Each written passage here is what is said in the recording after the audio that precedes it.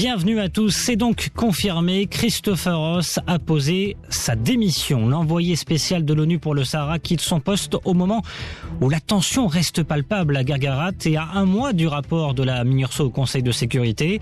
Alors quel bilan pour celui qui sera resté 8 ans envoyé spécial sur le Sahara? C'est le premier sujet des décodeurs atlantiques. Vos décodeurs aujourd'hui, Younes Laoui, bonjour. Bonjour. Vous êtes professeur en stratégie, vice-président de l'Association marocaine des anciens élèves de l'École nationale d'administration de France. Mehdi El Fakir également avec nous ce matin, bonjour. Bonjour. Économiste, consultant en stratégie et risque management. En deuxième partie, nous parlerons de la place de la femme dans le monde du travail. C'est le thème 2017 de la Journée internationale de la femme qui aura lieu demain. Au Maroc, le constat est alarmant. Le taux d'employabilité des femmes a diminué en 15 ans au Maroc depuis la crise du textile.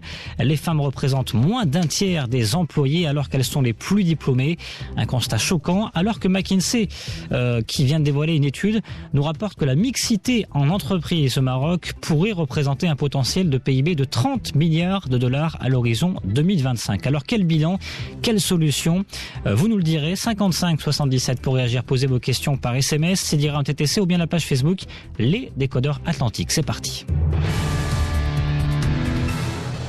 Comment qualifier le bilan de Christopher Ross, Younes Laoui? Nous pouvons dire que c'est un bilan qui est plutôt très mauvais. N'oublions pas que depuis 2012, les négociations sont à l'arrêt. Il n'y a plus de round de négociations. Le Maroc avait dès 2012 retiré sa confiance avant de la redonner à Christopher Ross, ancien ambassadeur des États-Unis à Alger. Donc nous pouvons dire qu'il n'y a pas eu d'avancée, que le Maroc a mis sur la table une solution qui est celle de l'autonomie, qui n'a été pratiquement pas reprise dans le cadre des différentes résolutions des Nations Unies, que Christopher Ross n'a pas eu la confiance du Maroc très rapidement après sa nomination. Et donc aujourd'hui, 5 années d'arrêt des négociations ne peut pas être un bilan positif. Ouais, vous êtes d'accord, Mehdi El Fakir, bilan très mauvais? Très mauvais, très négatif même. Parce qu'effectivement, les 8 ans de M. Ross, malheureusement, se sont soldés par un impasse. Ils n'ont même contribué à compliquer encore le conflit. Et contrairement aux différents conflits où le secrétaire général des Nations, les secrétaires plutôt généraux des Nations Unies interviennent en dernier, pour Christopher Ross, il a fait en sorte que c'est les secrétaires généraux, que ce soit M. Ban Ki-moon et dernièrement M. Guterres, interviennent directement sur le conflit et gèrent directement avec les parties prenantes, ce qui serait à mon humble avis une première. Quelle est vraiment l'utilité de la nomination d'un représentant si ce dernier se retrouve complètement dépassé par les événements? Et malheureusement, Monsieur Ross a fait en sorte que sa crédibilité soit remise rapidement en question. Et comme vous le rappelez, le Maroc, il a effectivement exigé à un moment donné le départ de Monsieur Ross. Il a même, si j'ose dire, mis en évidence l'impartialité de Monsieur Ross et contrairement à l'Algérie, c'est-à-dire malheureusement c'est malheureusement la dualité de raisonnement des Nations Unies. L'Algérie a obtenu, si vous vous rappelez très bien, le départ de Monsieur Alvaro de Soto, qui était déjà un représentant des Nations Unies parce qu'il y a eu soupçon d'impartialité, alors que ce dernier était vraiment, je dirais, pragmatique. Il a appelé à une solution négociable, politique. Alors que M. Ross, qui n'a cessé vraiment de manifester son hostilité à l'égard du Maroc de façon indirecte et très diplomatique bien sûr et très masquée, écoutez, il a fini vraiment par s'imposer et par rester jusqu'à ce qu'il a jeté l'éponge récemment. Ouais, c'est vrai, Younes Laoui, que le Maroc l'a échappé belle dans les derniers mois, les 2 dernières années du mandat de Christopher Ross, parce que on a failli supprimer cette base des négociations qui est la proposition d'autonomie. C'était une des idées envisagées par Christopher Ross, l'hypothèse de la supprimer et de mettre autre chose à la place, peut-être même un projet de confédération. Alors non seulement cette solution n'a jamais été privilégiée, mais à un moment il a même été proposé de la supprimer des solutions éventuelles. Et puis rappelons-nous aussi en mars 2016 la visite de Ban Ki-moon en Algérie. On peut que voir également la patte de Ross. Si vous vous rappelez, ça a été suivi notamment par le départ demandé par le Maroc des experts des équipes de la MINURSO, de manifestations importantes au Maroc suite à des propos. Parce que Ban Ki-moon avait dit occupation marocaine du territoire du Sahara. Tout à fait.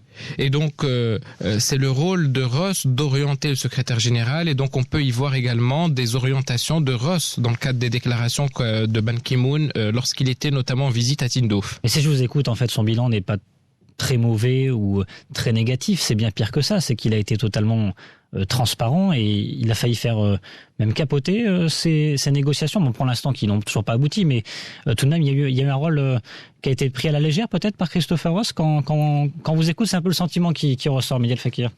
Écoutez, Christopher Ross, malheureusement, n'a pas fonctionné comme étant un représentant, je dirais, indépendant, libre. Il semblerait bien que le passé, entre parenthèses, diplomatique de M. Ross a influencé, et puis son appartenance au département d'État américain bien sûr, a influencé ses prises de position. Et au lieu d'être vraiment un négociant et un intermédiaire crédible, il a rapidement affiché certaines, je dirais, intentions, et qui n'a pas hésité à revenir à la case de départ. Ça, c'est très grave de la part d'un intermédiaire. Après, je dirais, les négociations de Manas, après les avancées, que je dirais entre parenthèses constructives, ne serait-ce que dans le cadre de la mise en place de, je dirais un petit peu d'éléments de, je dirais, de construction, de prise de confiance. C'est-à-dire que les deux parties, avant tout, se sont mis d'accord sur des éléments pour reprendre confiance, avant vraiment d'entamer les négociations. Monsieur Ross a remis le tout à zéro, parce qu'il a fait en sorte que le Maroc soit rapidement méfiant. Le Maroc a manifesté rapidement son mécontentement. Et 3 ans après son arrivée, à peine, c'était le retrait de confiance du Maroc. Donc c'est dire, c'est absolument très rapide. Vu la gravité, le Maroc, il a toujours manifesté une politique étrangère très sage. C'est très rare que le Maroc prenne vraiment des positions qui sont, je dirais, violentes vis-à-vis d'un représentant des Nations Unies. Et là, malheureusement, il a inventé des solutions qui ne tiennent pas et qui ne dénotent pas d'un tact ou d'un, je dirais, un petit peu d'un savoir-faire politique. C'est-à-dire que c'est clairement un intermédiaire et un représentant qui était très influencé de part et d'autre. Finalement, la proposition d'autonomie des provinces du Sud proposée par le Maroc, qui est la base de négociation depuis 2007, Younes Laoui, elle n'a pas été entendue durant ce mandat de Christopher Ross. C'est ce qu'on peut dire ce matin ? Elle n'a pas été défendue, en tout cas, elle n'a pas été vraiment défendue ardemment. Nous pouvons dire qu'elle n'a pas été défendue, qu'elle n'a pas été mise sur la table. Elle a été naturellement, comme vous le savez, rejetée par l'Algérie. Nous n'allons pas revenir sur l'histoire, et auparavant, c'était même une solution qui était proposée par l'Algérie.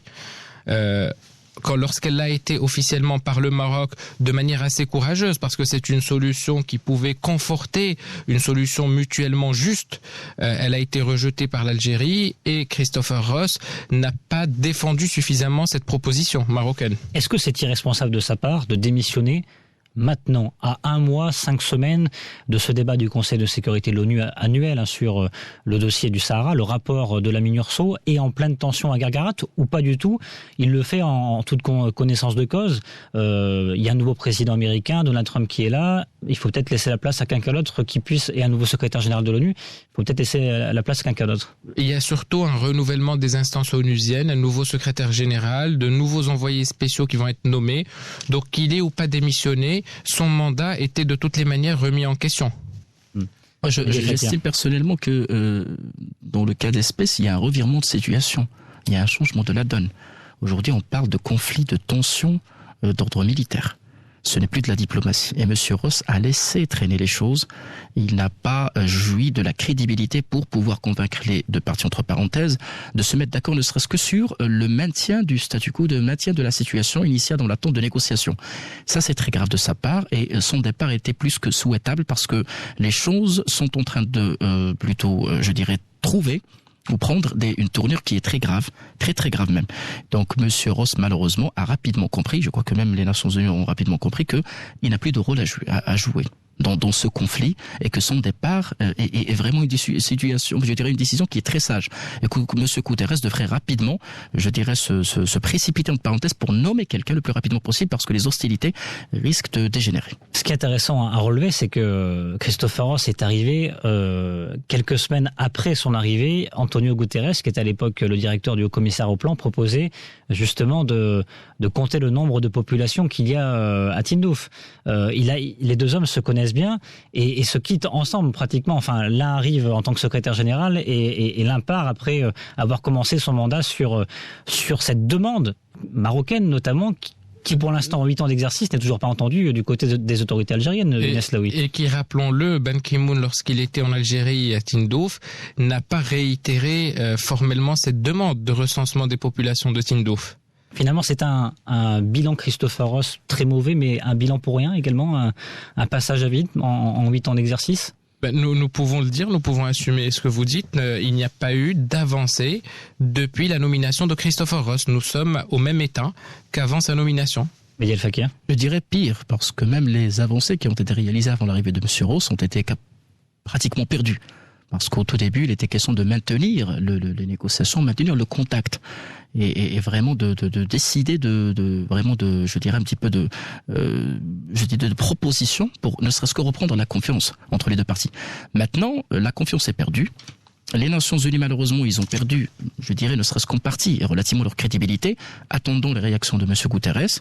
Et surtout que les tensions militaires, à ne pas négliger, risqueraient de dégénérer et malheureusement de donner une nouvelle tournure à ce conflit. Parce qu'il y a beaucoup, je crois qu'on va en parler tout à l'heure, il y a beaucoup je dirais un petit peu d'évolutions qui sont très très graves, qui ne laissent pas marge à la diplomatie. Ou je dirais que la situation est tellement critique qu'il faut absolument le plus tôt possible. Je crois que M. Ross, en tant que diplomate, a fini par le comprendre.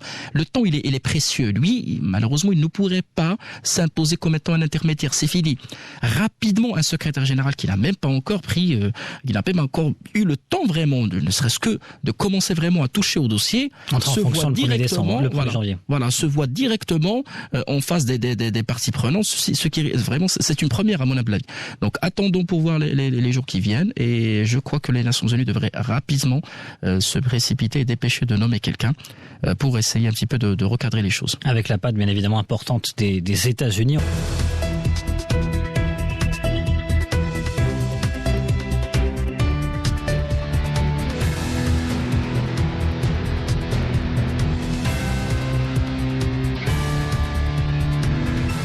La suite des décodeurs atlantiques. Ce matin, nous sommes toujours avec Mehdi El Fakir. Bonjour. Bonjour. Vous êtes économiste et consultant en stratégie et risque management. Younes Laoui également avec nous. Bonjour. Bonjour. Professeur en stratégie, vice-président de l'Association marocaine des anciens élèves de l'École nationale d'administration de France. On parle de Christopher Ross. 8 ans après, il jette l'éponge. Christopher Ross, l'envoyé spécial de l'ONU sur le dossier du Sahara occidental, donc qui a décidé, de jeter l'éponge. À maintenant 6 semaines de cette réunion annuelle du Conseil de sécurité sur le rapport de la MINURSO, réunion qui va être particulière cette année puisqu'il y a ces tensions à Guerguerat. On va en parler dans un instant. D'abord, peut-être un mot sur le profil type du prochain envoyé spécial de l'ONU. Quelles devraient être ses qualités alors que la tension devient de plus en plus palpable au niveau de Guerguerat? Younes Laoui.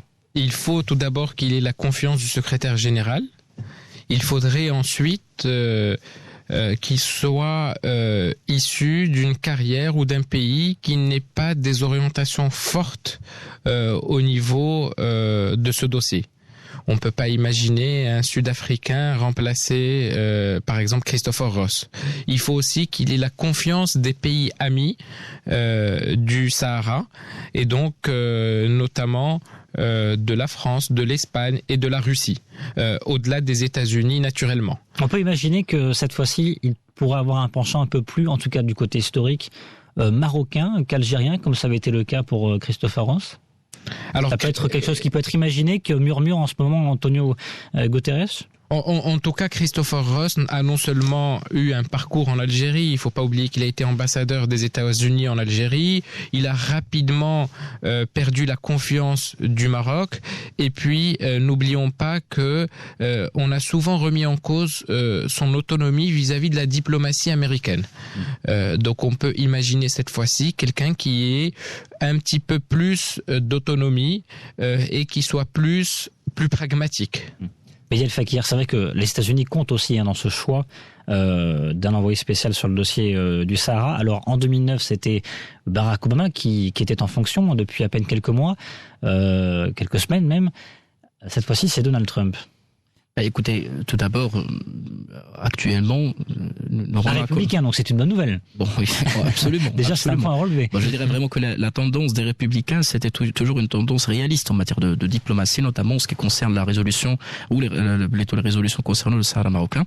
Alors aujourd'hui, pour un petit peu le cas de l'administration Trump, il me semble personnellement que le jeu de pouvoir qui est en train de se passer un peu partout dans le monde ferait en sorte que Monsieur Trump ira pour proposer quelqu'un qui va permettre aux États-Unis de gagner du terrain et de la crédibilité plutôt que chercher la confrontation. Et aujourd'hui, effectivement, les zones d'influence sont un petit peu multiparties.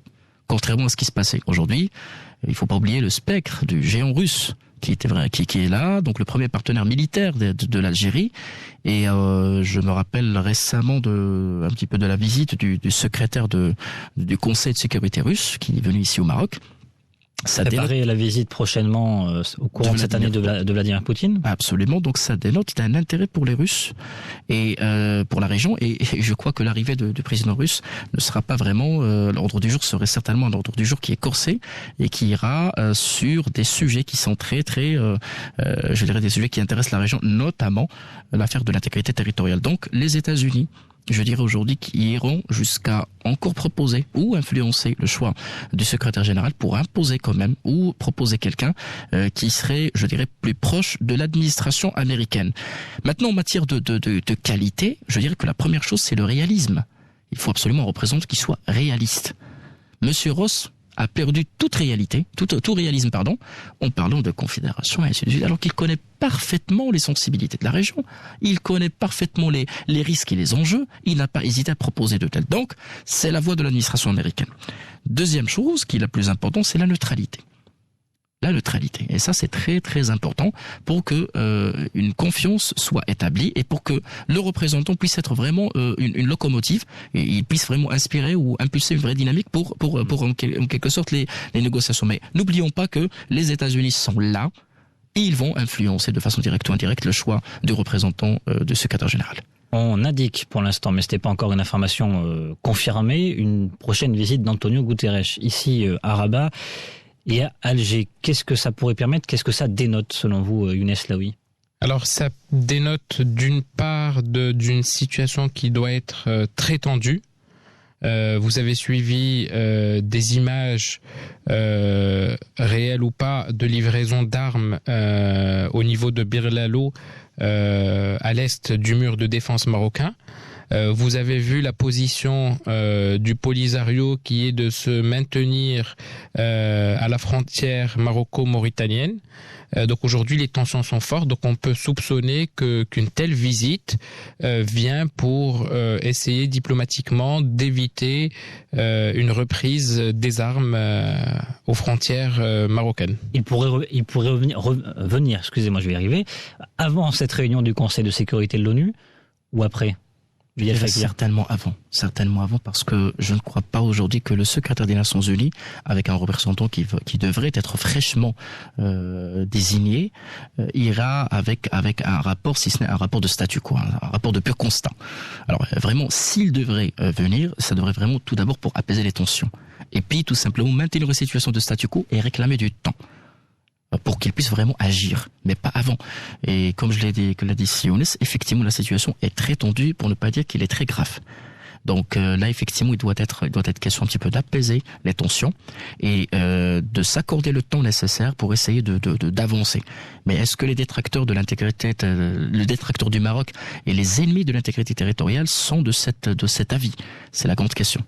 Et puis, autre grande question qui va se poser à l'avenir, on va terminer là-dessus, c'est vrai que on a échappé l'an dernier in extremis à la suppression de cette base de négociation d'autonomie des provinces du Sud proposée par le Maroc. Est-ce que là, cette fois-ci, c'est mort et enterré, cette volonté de vouloir justement en finir avec cette proposition d'autonomie, on peut partir tranquillement, même si il va y avoir un nouvel émissaire, Younes Laoui? Ce qui est aujourd'hui évident, c'est que tous les pays qui connaissent la situation, qui ont une influence sur la situation, appellent à ce qu'il y ait une solution juste et mutuellement acceptable. Donc on ne peut imaginer un rejet de la solution d'autonomie. C'est une solution qui, il faut le rappeler, dans son temps était une solution qui était forte et qui avait été, je le rappelle encore une fois, proposée par l'Algérie. Donc nous ne pouvons pas imaginer que ce soit aujourd'hui une solution qui soit écartée. Ouais. Et puis il y a ce retour du Maroc au sein de l'Union africaine, Mehdi El Fakir, prochainement l'intégration, sans doute en juin prochain, du Maroc à la CEDEAO. on voit que le Maroc est en train de s'emparer de l'Afrique quelque part sur le dossier du Sahara. Ça peut peser à l'avenir? Tout à fait, parce que c'est une reconfiguration du paysage diplomatique africain. Le Maroc aujourd'hui, il est en train de réaliser plusieurs exploits sur le plan diplomatique pour bétonner sa position et avoir des alliés forts et pérennes. Ce qui inquiète effectivement les ennemis de l'intégrité territoriale. Alors notons aujourd'hui que bientôt, l'heure de la vérité, il va sonner. Et les Nations Unies devraient être devant leurs responsabilités. Et je estime personnellement que le temps il est tellement précieux, le temps matériel il est tellement court que les ennemis de l'intégrité territoriale devraient changer de temps et changer de stratégie, de tactique. Ce qu'ils pourraient pas estimer ou espérer obtenir par la voie diplomatique, on pourrait très très bien imaginer une voie alternative qui ne pourrait être que en quelque sorte de reprendre les armes. Et ça c'est inquiétant. En refusant une solution mutuellement acceptable et de reconnaître l'intégrité territoriale du Maroc, l'Algérie cherche depuis des décennies à isoler le Maroc. Aujourd'hui, nous voyons un Maroc qui avait un argument historique qui est son argument, ses racines africaines. Aujourd'hui, le Maroc n'est certainement pas isolé.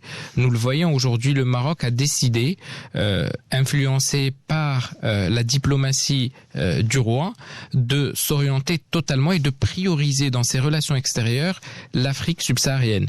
Le retour à l'Union africaine permet aujourd'hui non seulement de ne pas laisser le champ libre aux thèses algériennes, mais permet aussi au Maroc de revenir dans un centre qui sera multilatéral de plus en plus important dans les prochaines années. Et puis, cette demande d'adhésion à la CEDEAO ne vient que conforter une stratégie pas qu'économique, mais également sociale, sociétale du Maroc qui veut complètement s'imprégner de l'Afrique. Allez, dans un instant, on parle de l'employabilité des femmes au Maroc qui a diminué ces 15 dernières années. Comment justement augmenter cette part d'employabilité et puis se diriger vers la mixité qui pourrait rapporter beaucoup au Maroc? C'est notre deuxième sujet. On en parle juste après la séance coup de gueule, coup de cœur. Coup de cœur, coup de gueule. Média Fakir, un coup de gueule, un coup de cœur aujourd'hui? Je dirais sans transition un coup de gueule, c'est l'attitude de l'Algérie qui est en train tout simplement de fausser les règles du jeu. En ce qui concerne la question du Sahara marocain, en décidant d'armer le Polisario, de renouveler les munitions et les armes des Polisario. Aujourd'hui, le Polisario vient de se faire livrer des armes qui sont technologiquement différentes de ce qui était livré par le passé. Il ne faut pas oublier qu'il y a eu un gentleman agreement. Il y a eu également plutôt un accord de cessez-le-feu depuis la fin des années 80 qui a ordonné à ce que l'Algérie cesse de armer les fronts Polisario. Aujourd'hui, c'est une nouveauté qui devrait nous inquiéter. Ouais, donc inquiétude de votre part. Younes Laoui, coup de gueule, coup de cœur? Je vais rebondir sur le sujet, notre deuxième sujet. Oui. Nous ne pouvons que nous désoler du taux d'activité très faible des femmes dans notre pays. Ben justement, on en parle dans un instant. C'est parti pour notre deuxième sujet dans les décodeurs atlantiques.